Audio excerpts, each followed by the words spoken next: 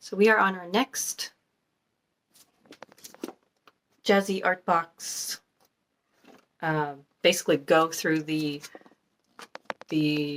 art materials that I've had for years and never got into, never really tried. And we're going to try the Illustrator Spectrum Noir alcohol markers. I've never used alcohol markers, so this is just going to be a whole dive in, see how it goes. I'm not sure what I'm doing for the sketch yet. Considering the colors, I think a person would be nice, because the last time I went mostly with, not mostly, I had one person in there for the Faber-Castells. I had a person, and then I mostly had background. And for this one, I think I want to do a person and maybe go more Jazza inspired and try a superhero. Not super big on superheroes.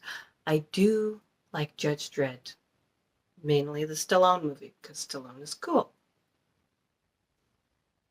I was thinking the other day about how a lot of people didn't like the Stallone Judge Dredd because he took his helmet off in the beginning, and apparently, not having read the comics, although I really want to read the comics, just haven't gotten to it. How in the comics he never takes off his helmet. And if in the movie, if they just saved him taking off the helmet until he was stripped of his position and put into the cursed earth, then it would have solved the problem, because he was obviously had a solid reason for taking off the helmet. Other than that, he kept it on and you didn't see his face. That would have fixed it. But that's a good idea. Okay, so I'm going to try a Judge Dredd inspired. It's going to be hard. Judge Dredd inspired illustration, and we'll dive in. We'll see how this goes. Okay.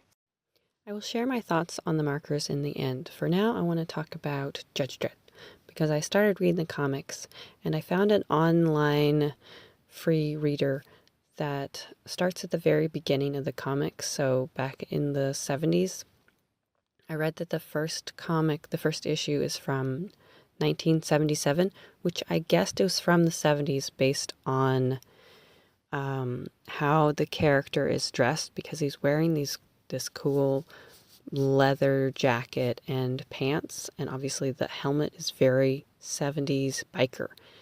And in it, people use slang terms like jive, which I've only heard from the 70s. I really don't think these comics are the main inspiration for the movie.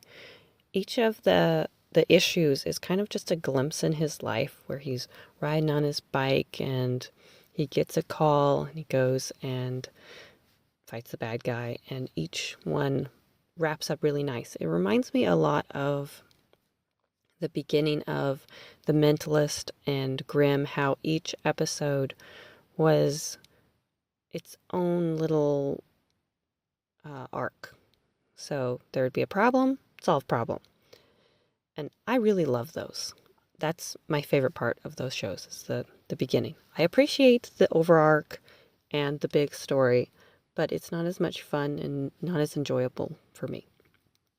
The movie was still pretty light. It wasn't as dark. I think the Carl Urban one leaned more into what I assume the later renditions, issues of Judge Dredd are the much more dark, grungy, because that's what it looks like from the covers. It looks like Judge Dredd goes serious. So far, the first scene in the comic and the first scene in the movie, sort of the introduction of Judge Dredd, are very similar in that they both take a call for a riot and show up and just take control of the whole situation, because both Judge Dredds are the extremely competent, quick solution to any problem. But in the comic, there's no Judge Hershey or like training a new guy. There's just the what's his name? Like the gang leader who in the movie he shoots, whereas in the comic he takes the gang leader, Whitey, to the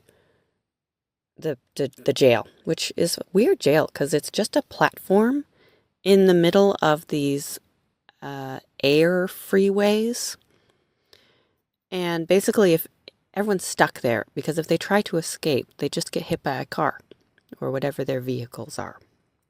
Even the way that they talk is pretty different because the movie Judge Dredd is very stoic, and the comic Judge Dredd, I keep saying Judge Dredd, is he's more relaxed, and it doesn't seem like he takes life as seriously as the Stallone version does.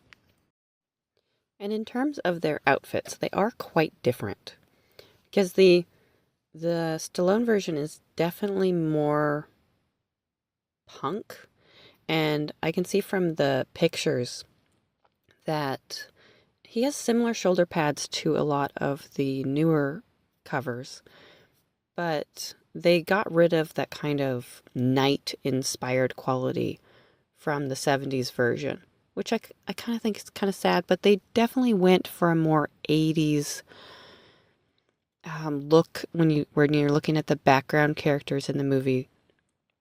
It's much more 80s punk. All in all, they're both really good, certainly from my opinion. And with the posing, I tried to make it where Stallone is looking up at comic version because I don't think he met the comic quality. Just from the little bit I've read, it just wasn't.